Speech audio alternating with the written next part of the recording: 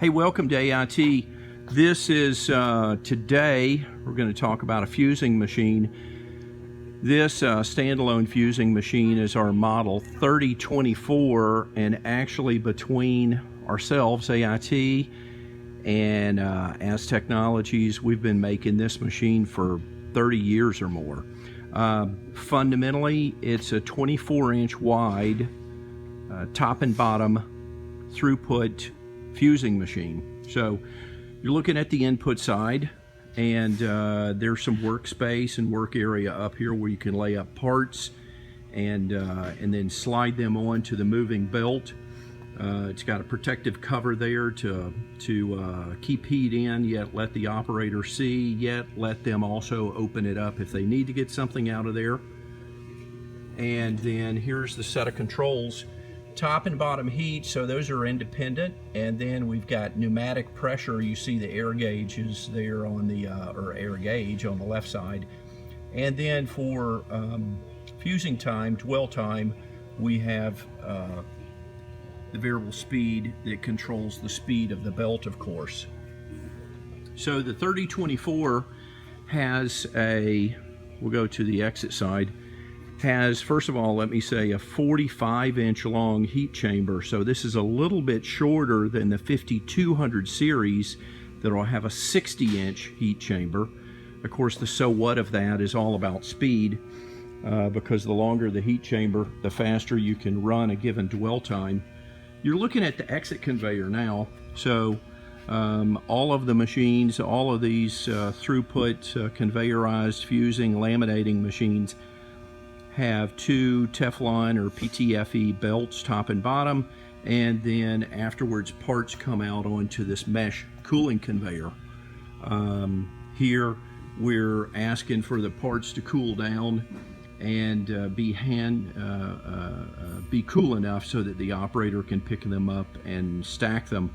This particular machine has a unique optional feature on it. You can somewhat see here, but it's called a return to operator conveyor.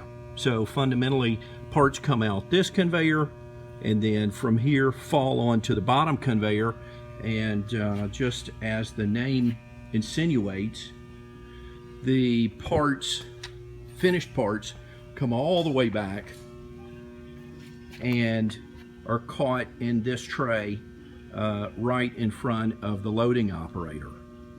So the return to operator is an option on this machine. The exit conveyor that you saw beforehand is the standard offering. Otherwise, this machine is 220 volt, three-phase machine, and then it uses compressed air because it has pressure rollers in it, of course, that you saw on the gauge. And then the machine is supplied with about a 10-foot long wire or cable that's appropriate for the current that the machine is going to need in order to run. So that's an overview of the 3024 SC fusing machine. Stand by for the latter part of this video. Will be a detailed look at the technical part of this machine on the 3024. Okay, we're back on the 3024 SC, and we've removed some panels here, so this part of the video will go more into depth of how the 3024 works and what it's all about. First of all, down underneath that front input conveyor are going to be your connections for your compressed air. It's the main on and off, and then also the entrance to your electrical supply. So as I mentioned, you'll get a 10-foot, 12-foot long cord that comes with the machine. There's no plug on it because this is 220 volt three-phase, and that can be hooked straight into your quick disconnect. We talked about the control panel. Here's the controls for your pressure, moving your pressure up and down. Fundamentally, if you look at the side of the machine here, what you can see is an alternating top and bottom heat and heating elements. You can see that with the orange insulated cabling that's going into the top and into the bottom. If you can envision this, the two Teflon PTFE belts go through those, so starting from the front through those, and then we come back to this pressure section here with the air cylinder pushing the pressure roller up against the top stationary pressure roller. So you're going to have top and bottom heating elements, kind of a top view of them here. Those are cowl rod heating elements in an open aluminum channel. And then this machine, unique to this machine, is it doesn't require a pneumatic tracking system. So you can see this specially designed roller here. What it is able to do is keep this PTFE belt centered in between it. It has another disc on the opposite side, and so the belt is tracked in that means. Now, saying that, one thing about these belts is, and you can see probably if I'm at the right angle, that they have a reinforced edge on the side of it, so the belt is actually doubled over on itself. And then we use also a 1-inch overlap seam in these belts, but it's also at an angle, if you can see that.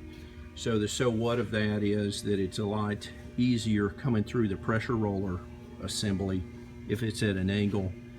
The white bar you're looking at on the top is a wiper bar, so that'll accumulate excess adhesive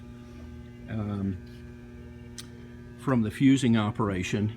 And then if we look in the back, fundamentally you can see the two belts coming apart. They both go around silicone coated rollers, and then we have a motorized wiper bar, top and bottom, for the parts that will come out and go onto the exit cooling conveyor.